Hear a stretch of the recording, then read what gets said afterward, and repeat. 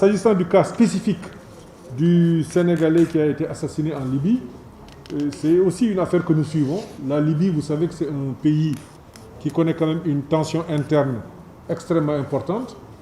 Et le Sénégalais serait décédé dans un endroit où il n'y a pas d'électricité d'ailleurs.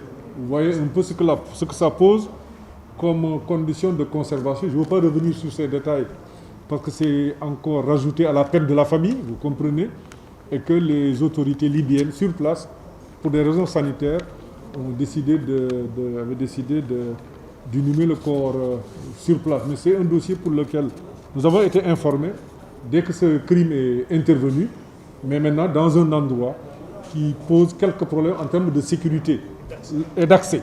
D'ailleurs, ce sont les deux conditions qui ont fait qu'il nous a été difficile de prêter main forte à la famille comme on l'aurait souhaité et comme on le fait. Maintenant, il y a quelques problèmes. Bon, je ne veux pas revenir sur certains détails. Vous comprenez qu'on ne puisse pas parler d'une personne décédée, des problèmes de conservation et tout. C'est un peu des questions un peu délicates. Je ne veux pas rajouter en tout cas à la douleur de la famille. Nous présentons nos condoléances à cette famille et nous sommes disposés à les soutenir comme on le fait pour d'autres. Nous avons le sentiment qu'il y a un regain. C'est aussi une des conséquences de la Covid. Je pense que la Covid a accru la pauvreté dans certains pays.